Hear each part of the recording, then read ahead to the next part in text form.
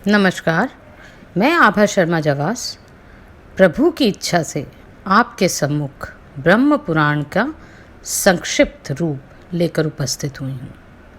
18 पुराणों में से यह प्रथम महापुराण कहा गया है। पिछले अध्याय में आपने संयमंतक मणि और उसके चोरी होने पर भगवान श्री कृष्ण के ऊपर लगे कलंक के बारे में सुना। उस कथा को सुनने से किसी भी प्रकार का गलत कलंक आपके ऊपर कभी नहीं लगता। अब इस भाग में हम जम्बूद्वीप तथा उसके विभिन्न वर्षों सहित भारतवर्ष का वर्णन सुनेंगे। मुनियों ने कहा, अहो, आपने समस्त भरतवंशी राजाओं का ये बहुत बड़ा इतिहास कह सुनाया। अब हम समस्त भूमंडल का वर्णन सुनना चाहते हैं। जितने समुद्र, द्वीप, वर्ष, पर्वत, वन, नदियां तथा पवित्र देवताओं के स्थान हैं, समस्त भूतल का मान जितना बड़ा है, जिसके आधार पर यह टिका है तथा जो इसका उपादन करते हैं, वह सब यथार्थ रूप से बतलाइए। लोमहर्षण जी बोले, मुनिवरों सुनो, मैं इस भूमंडल का वृतांत संक्षेप में सुनाता हूँ। जम्बू, पलक्ष, शालमल, कुश, क्रौंच, शाक तथा पुष्कर ये 7 द्वीप हैं, जो क्रमशः लवण, इक्षुरस, सुरा, घृत, दधि, दुग्ध तथा जल रूप 7 समुद्रों से घिरे हैं। इन सब के बीच में जम्बू द्वीप की स्थिति है, जिसके मध्य भाग में सुवर्ण में मेरु पर्वत है, जिसकी ऊंचाई 84,000 योजन है। वह पृथ्वी के भीतर 16,000 योजन तक चला गया है तथा उसके शिखर की चौड़ाई 32,000 योजन है। उसके मूल का विस्तार 16,000 योजन और यह पर्वत पृथ्वी रूपी कमल की कणिका के रूप में स्थित है, जिसके दक्षिण में हिमवान, हेमकूट और निषद पर्वत है तथा उत्तर में नील, श्वेत और श्रृंगवान गिरी है। मध्य के 2 पर्वत निषद और नील 1-1 लाख योजन लंबे हैं। शेष पर्वत क्रमशः 10-10 हजार योजन छोटे होते गए हैं। उन सब की ऊंचाई और चौड़ाई 2-2 हजार योजन है।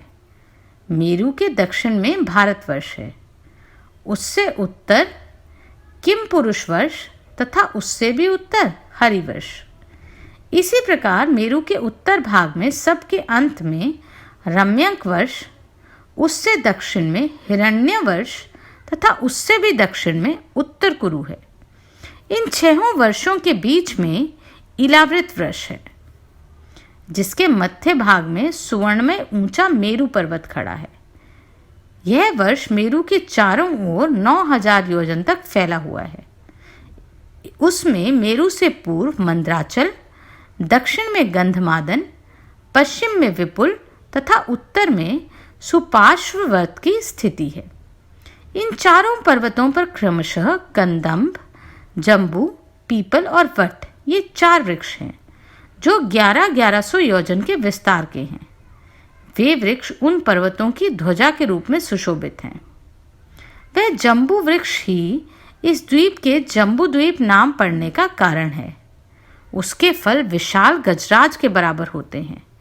वे गंधमादन पर्वत पर सब ओर गिरकर फूट जाते हैं। उनके रस से वहाँ जम्बू नाम की नदी बहती है। वहाँ के निवासी उसी नदी का जल पीते हैं। उसके पीने से लोगों के शरीर और मन स्वस्थ रहते हैं। उन्हें खेद नहीं होता, उनके शरीर में दुर्गंध नहीं आती तथा इंद्रियां कभी क्षीण नहीं होती। जम्बू के रस को पाकर उस नदी के तट की मिट्टी जाम्बूनंद नामक सुवर्ण रूप में परिणत हो गई है, जो सिद्धों के आभूषण के काम आती है। मेरु से पूर्व भद्राश्व और पश्चिम में केतुमाल वर्ष है। इन दोनों के बीच में ईलावृत वर्ष है। मेरु के पूर्व चैत्ररथ, दक्षिण में गंधमादन, पश्चिम में वैभाज्र तथा उत्तर में नंदनवन है। इसी प्रकार भिन्न भिन्न दिशाओं में अरुणोभेद, महाभद्र, असितो तथा मानस ये 4 सरोवर हैं, जो सदा देवताओं के उपयोग में आते हैं। शांतवन, चक्रकुंज, कुररी, माल्यवान तथा वैकंक आदि पर्वत मेरु के पूर्व भाग में केसराचल के रूप में स्थित हैं। त्रिकूट, शिशिर, पतंग, रुचक तथा निषद आदि दक्षिण भाग के केसर पर्वत हैं। शिकीवास, वैदुर्य, कपिल, गंधमादन और जारुधि आदि पश्चिम भाग के केसराचल हैं। शंखकूट, ऋषभ, हंस, नाग, कालंचर आदि अन्य पर्वत उत्तर भाग के केसराचल हैं। मेरुगिरी के उत्तर में 14,000 योजन के विस्तार वाली एक विशाल पुरी है जो ब्रह्मा जी की सभा कहलाती है। उसमें सब ओर 8 दिशाओं और विदिशाओं में इंद्र आदि लोकपालों के विख्यात नगर हैं। भगवान विष्णु के चरणों से निकलकर चंद्रमंडल को आप्लावित करने वाली गंगा ब्रह्मपुरी के चारों ओर गिरती है। वहां गिरकर वे चारों भागों में बंट जाती है। उस समय उसने क्रमशः सीता, अलकनंदा, चक्षु और भद्रा नाम पाए हैं। पूर्व और सीता एक पर्वत से दूसरे पर्वत पर होती हुई पूर्ववर्ती भद्राश्व वर्ष के मार्ग से समुद्र में जा मिलती है। इसी प्रकार अलकनंदा दक्षिण पथ से भारतवर्ष में आती और वहां 7 भेदों में विभक्त होकर समुद्र में मिल जाती है। चक्षु की धारा पश्चिम के संपूर्ण पर्वतों को लांघकर केतु मालव वर्ष में आती और समुद्र में मिल जाती है। इसी प्रकार भद्रा उत्तर गिरी तथा उत्तर कुरु को लांघकर उत्तर समुद्र में मिलती है। माल्यवान तथा गंधमादन पर्वत नीलगिरी से लेकर निषद पर्वत तक फैले हुए हैं। उन दोनों के मध्य भाग में मेणु कर्णिका के आकार में स्थित है। भारत, केतुमाल, भद्राश्व तथा कुरु ये द्वीप लोक रूपी कमल के पत्र हैं। जठर और देवकूट ये 2 मर्यादा पर्वत हैं। ये नील से निषद पर्वत तक उत्तर दक्षिण फैले हुए हैं। ये दोनों मेरु के पश्चिम भाग में पूर्ववत स्थित हैं। त्रिशृंग और जारुधि ये उत्तर दिशा के वर्ष पर्वत हैं जो पूर्व से पश्चिम और समुद्र के भीतर तक चले गए हैं। ब्राह्मणों, इस प्रकार मैंने मर्यादा पर्वतों का वर्णन किया जो मेरु के चारों ओर 2-2 करके स्थित हैं। मेरु पर्वत के सब ओर जो केसर पर्वत बतलाए गए हैं उनकी गुफाएं बड़ी मनोहर हैं जिसमें सिद्ध और चारण निवास करते हैं। वहां सुरम्य वन और नगर हैं। लक्ष्मी, विष्णु, अग्नि, सूर्य तथा इंद्र आदि देवताओं ने बड़े बड़े मंदिर बने हैं जो किन्नरों से सेवित हैं। उन पर्वतों को रमणीय गुफाओं में गंधर्व, यक्ष, राक्षस, दैत्य और दानव दिन रात विहार किया करते हैं। वे पर्वत इस पृथ्वी के स्वर्ग माने गए हैं। वहां धर्मात्माओं का निवास है। पापी मनुष्य सैकड़ों जन्म धारण करने पर भी वहां नहीं जा सकते। भद्राश वर्ष में भगवान विष्णु हयग्रीव रूप से विराजमान है। केतुमाल में वराहा, भरतवर्ष में कच्छप तथा उत्तर कुरु में मत्स्य रूप धारण करके रहते हैं। सर्वेश्वर भगवान श्रीहरि सर्वरूप हैं तथा विश्व रूप में वे सर्वत्र सुशोभित होते हैं। अखिल जगत स्वरूप भगवान विष्णु सबके आधारभूत हैं। किम पुरुष आदि जो 8 वर्ष हैं उनमें शोक, आयास, उद्वेग और क्षुधा का भय आदि दोष नहीं है। वहां की प्रजा सब प्रकार से स्वस्थ, निर्भर तथा सब प्रकार के दुखों से रहित है। उन सबकी स्थिर आयु 10-12 हजार वर्षों तक की होती है। इन स्थानों में पृथ्वी के क्षुधा, पिपासा आदि अन्य दोष भी नहीं प्रकट होते। इन सभी वर्षों में 7-7 कुल पर्वत है जिनमें सैकड़ों नदियां प्रकट होती हैं। समुद्र के उत्तर और हिमालय के दक्षिण का जो क्षेत्र है उसका नाम भारतवर्ष है। उसी में राजा भरत की संतान तथा प्रजा रहती है। उसका विस्तार 9000 योजन है। भारतवर्ष कर्म भूमि है। वहां इच्छानुसार साधन करने वाले को स्वर्ग तथा मोक्ष प्राप्त होते हैं। भारत में महेंद्र, मलय, सहय, शुक्तिमान, ऋक्ष, विंध्य और परियात्र ये 7 कुल पर्वत हैं। यहाँ सकाम साधना से स्वर्ग प्राप्त होता है, निष्काम साधना से मोक्ष मिलता है तथा यहाँ के लोग पाप करने पर त्रियोगिनी और नरकों में पड़ते हैं। भारत के सिवा अन्यत्र मनुष्यों के लिए कर्म भूमि नहीं है। इस भारतवर्ष के 9 भेद हैं।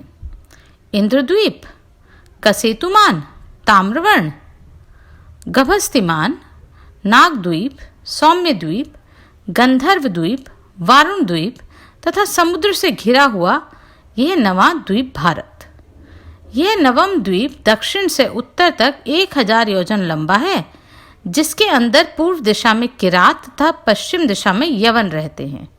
मध्य में ब्राह्मण, क्षत्रिय, वैश्य तथा शूद्र जाति के लोग रहते हैं, जिनकी क्रमशः यज्ञ, युद्ध, वाणिज्य तथा सेवा ये 4 वृत्तियां हैं। शतद्रु और चंद्रभागा अर्थात सतलज और चनाब आदि नदियां हिमालय की शाखाओं से निकलती हैं और वेद स्मृति आदि सरिताओं का उद्गमन परयात्र पर्वतों में होता है। नर्मदा और सुरमा आदि नदियां विंध्य पर्वत से प्रकट होती हैं। तापी, पयोष्णी, निर्विंध्या तथा कावेरी आदि सरिताएं ऋक्ष की शाखा से निकलती हैं। इनका नाम श्रवण करने मात्र से सब पापों को हर लेती हैं। गोदावरी, भीमरथी तथा कृष्णवेणी आदि पापनाशिनी नदियां सहे पर्वत की संतानें हैं। कृतमाला, ताम्रपणी आदि का उद्गम स्थान मलय पर्वत ही है। त्रिसंध्या, ऋषिकुल्या आदि नदियां महेंद्र पर्वत से प्रकट होती हैं। ऋषिकुल्या और कुमारा आदि नदियां शुक्तिमान की शाखा पर्वतों से निकलती हैं। इन नदियों की शाखाभूत सहस्त्रों उपनदियां भी हैं। इनके मध्य में कुरु, पांचाल, मध्य प्रदेश, पूर्व देश, कामरूप अर्थात आसाम, पौंड्रू, कलिंग अर्थात उड़ीसा, मगध दक्षिण के प्रदेश, उपरांत सौराष्ट्र अर्थात काठियावाड़, शूद्र, आभिर, अबूर्द अर्थात आबू, मरु, मारवाड़, माल्या, परयात्र, सौवीर, सिंध, शालव, शाकल्य, मद्र, अम्बष्ठ तथा पारसिक आदि प्रदेश वहाँ के निवासी रहते हैं। वे उपयुक्त नदियों का जल पीते तथा समभाव से रहते हैं। उक्त प्रदेश के लोग बड़े सौभाग्यशाली एवं हृष्ट-पुष्ट हैं। उन सबका निवास भारतवर्ष ही है। महामुने सत्ययुग, त्रेता, द्वापर और कलयुग ये 4 युग इस भारतवर्ष में ही रहते हैं, अन्यत्र कहीं नहीं रहते। यहीं पारलौकिक लाभ के लिए यति तपस्या करते हैं। यज्ञकर्ता अग्नि में आहुति डालते तथा दाता आदर पूर्वक दान लेते हैं। जम्बूद्वीप में मनुष्य सदा अनेक यज्ञों द्वारा यज्ञ में यज्ञ पुरुष भगवान विष्णु का यजन करते हैं। अन्य द्वीपों में दूसरे प्रकार की उपासनाएं हैं। महामुने, जम्बूद्वीप में भारतवर्ष सबसे श्रेष्ठ है, क्योंकि वह कर्म भूमि है और अन्य देश लोग भोग भूमि है। यहाँ लाखों जन्म धारण करने के बाद बहुत बड़े पुण्य संचय से जीव कभी मनुष्य जन्म पाता है। देवता ये गीत गाते हैं कि जो जीव स्वर्ग और मोक्ष के हेतु भूत भारतवर्ष के भूभाग में बारंबार मनुष्य रूप में उत्पन्न होते हैं और फलेच्छा से रहित कर्म का अनुष्ठान करके उन्हें परमात्मा स्वरूप श्री विष्णु को अर्पण कर देते हैं, वे धन्य हैं। जो इस कर्म भूमि में उत्पन्न हो सत्कर्म द्वारा अपने अंतकरण को शुद्ध करके भगवान अत्यंत में लीन हो जाते हैं, उनका जीवन धन्य है। हमें पता नहीं इस स्वर्गलोक की प्राप्ति करने वाले पुण्य लोक के क्षीण होने पर हम फिर कहाँ देह धारण करेंगे।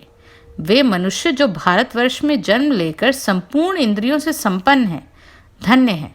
विप्रवरों, यह 9 वर्षों से युक्त जम्बूद्वीप का वर्णन किया गया है। उसका विस्तार 1 लाख योजन है, तथापि यहाँ संक्षेप से ही बताया गया है। जम्बूद्वीप को गोलाकार में चारों ओर से घेरकर खारे पानी का समुद्र स्थित है। उसका विस्तार भी 1 लाख योजन है।